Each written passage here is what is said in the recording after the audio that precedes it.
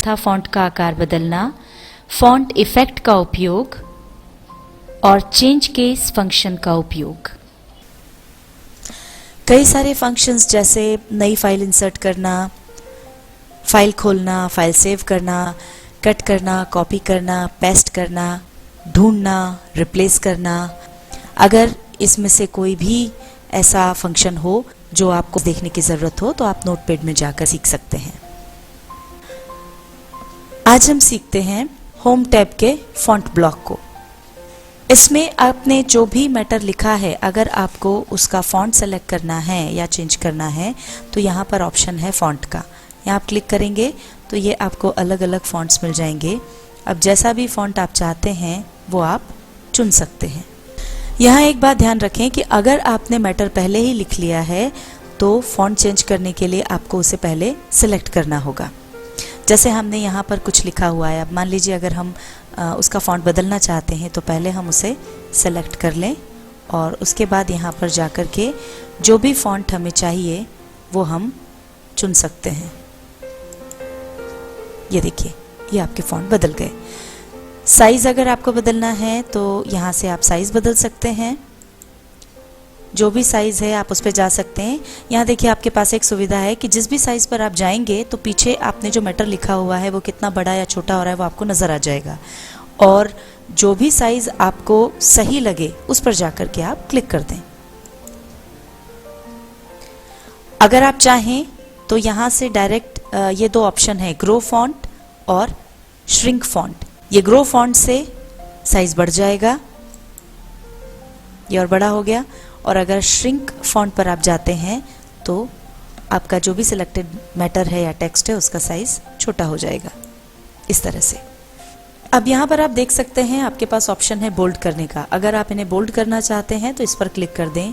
Italic करना चाहते हैं आपके सिलेक्टेड टेक्स्ट को तो इस पर क्लिक कर दें। ये देखिए, ये इटैलिक हो गया। अंडरलाइन अगर आप करना चाहते हैं तो यहाँ पर आपके पास अलग अलग स्टाइल की लाइंस हैं। आप किस फॉर्म में अंडरलाइन करना चाहते हैं देख सकते हैं। MS Word 2007 की खासियत है कि आपको साथ ही साथ प्रीव्यू दिखता जाता है। ये देखिए, यहाँ पर नीचे आप देख पाएंगे जिस भी लाइन पर आप अपना पॉइंटर रखेंगे वो आपको नजर आती जाएगी। अब आप देख लीजिए कि आपको कौन सी अच्छी लग रही है। आपको डबल लाइन करनी है, मोटी लाइन करनी है, या डॉट डॉट डॉट रखना है, बड़े डैशेस रखना है, किस स्टाइल में आप करना चाहते हैं वो आप देख लें। इसके अलावा अगर आप कलर बदलना चाहते हैं तो फिर आप नीचे आए और कलर सिलेक्ट कर लें, जो कलर आप यहाँ पर देना चाहते हैं।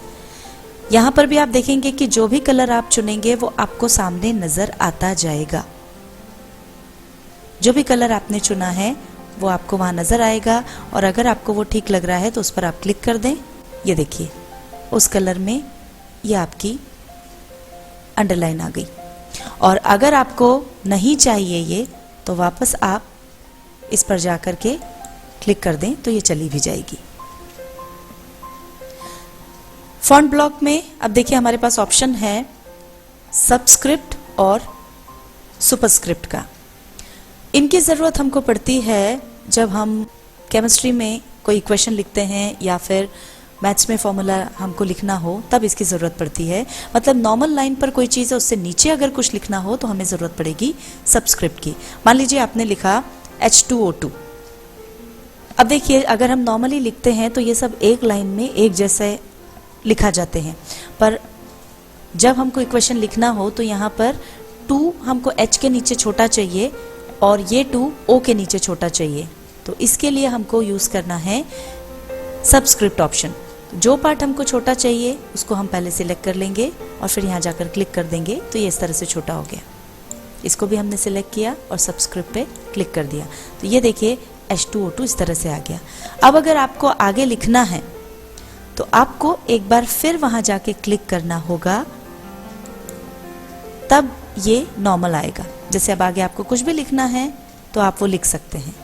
अगर आप ऐसा नहीं करेंगे तो वो सबस्क्रिप्ट में ही 2 की साइज में नीचे लिखाता जाएगा। इसी तरह से हम सुपरस्क्रिप्ट का उपयोग भी कर सकते हैं।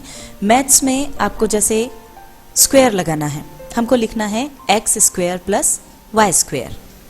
नॉर्मली अगर हम लिखेंगे तो जो 2 ऊपर आना चाहिए x के, वो इसके सामने ही आ जाएगा। पर जैसा हमने आपको पहले बताया था कि सिलेक्ट करके आप कर सकते हैं। दूसरा तरीका ये है कि जैसे हमारा कर्सर यहाँ है और अब हमको यहाँ पर स्क्वायर लगाना है, तो यहीं पहले जाकर के हम सुपरस्क्रिप्ट पे क्लिक कर दें और अब 2 लिखें, तो ये अपने आप इसके ऊपर चला जाएगा। अब हमको प्लस लगाना है, वो नॉर्मल लाइन में चाहिए, उसके लिए एक बार फिर वहां पर क्लिक करें और ये हमने प्लस लगाया। अब हमने y लिखा और अब हमको फिर स्क्वायर लगाना है, तो हमने जाकर के सुपरस्क्रिप्ट पर क्लिक किया और उसके बाद 2 लिख दिया। आइए अब हम सीखते हैं टेक्स्ट हाईलाइट कलर का उपयोग करना। जैसा कि अक्सर आप पढ़ाई करते वक्त अपने साथ मार्कर्स रखते हैं किसी भी खास चीज को हाईलाइट करने के लिए। आपके फाइल में जो भी टेक्स्ट है उसमें कोई सा भी पार्ट अगर आपको हाईलाइट करना है, तो जिस तरह से आप अपनी नोटबुक में मार्कर लेकर के उस पार्ट पर फेर देते हैं, उसी तरह से यहाँ पर आप इस टेक्स्ट हाईलाइट कलर ऑप्शन में जाएं। जो भी रंग चूज करना हो वो आप चूज कर लें। मान लीजिए हमने ये चूज किया। अब इसको लेकर के आप जिस वर्ड को करना चाहते हैं हाईलाइट, उस पर फेर दें। ये देखिए, ये हमारा जो चेंज वर्ड है वो हाईलाइट हो गया।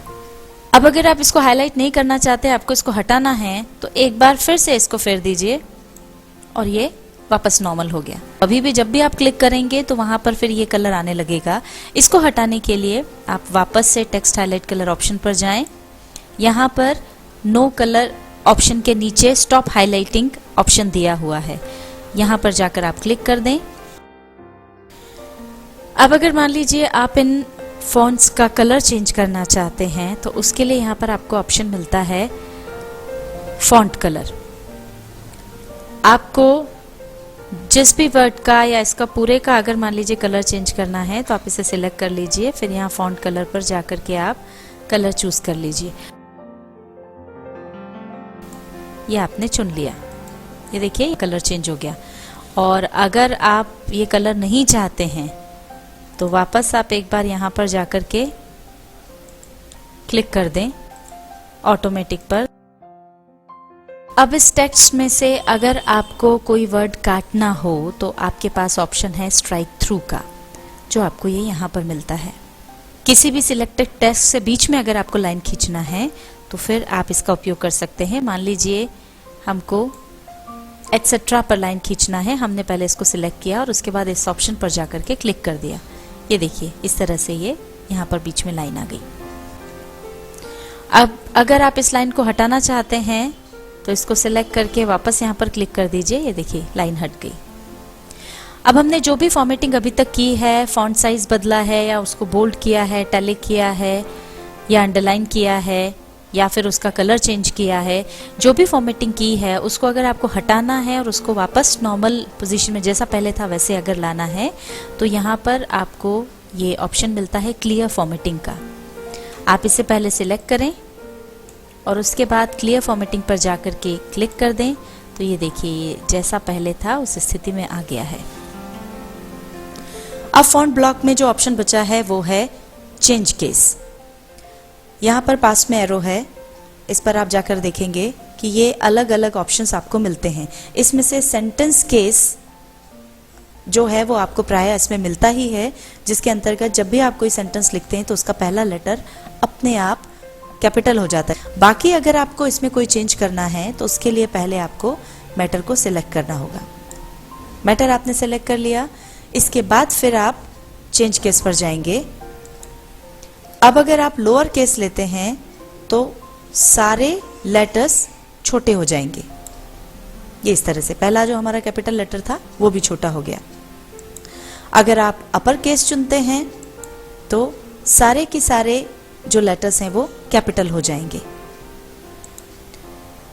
अगर आप कैपिटलाइज ईच वर्ड चुनते हैं तो हर शब्द का पहला लेटर कैपिटल हो जाएगा, इस तरह से।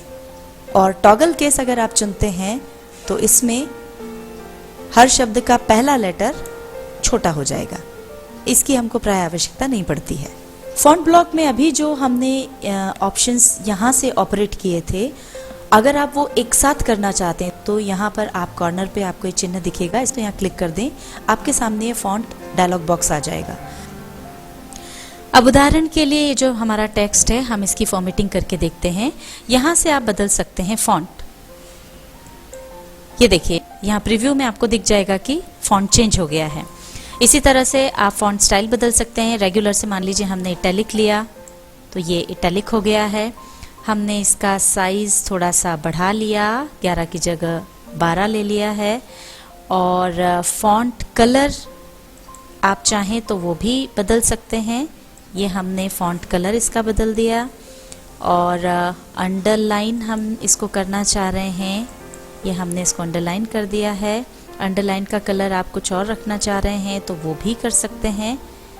ये हमने अंडरलाइन के लिए कलर चुन लिया। और इफ़ेक्ट्स जो आप देना चाहते हैं, मान लीजिए आप शेडो देना चाहते हैं इसमें, तो आपने ये शेडो का इफेक्ट चुना, इस तरह से वो नज़र आएगा। अब आपको प्रीव्यू दिख गया है और आप इससे संतुष्ट हैं, कोई चेंज आपको अब नहीं करना है, तो अब ओके पे जा कर के क्लिक कर दीजिए। ये देखिए वो सारे चेंजेस यहाँ हमारे टेक्स्ट में हो गए हैं। MS Word 2007 के अंतर्गत आज के अध्याय में हमने सीखा होम टैब। होम टैब के अंदर फॉन्ट ब्लॉक के विभिन्न ऑप्शंस हमने सीखे, जिसमें शामिल था फॉन्ट तथा फॉन्ट का आकार बदलना, फॉन्ट इफेक्ट का उपयोग और चेंज केस फंक्शन का उपयोग।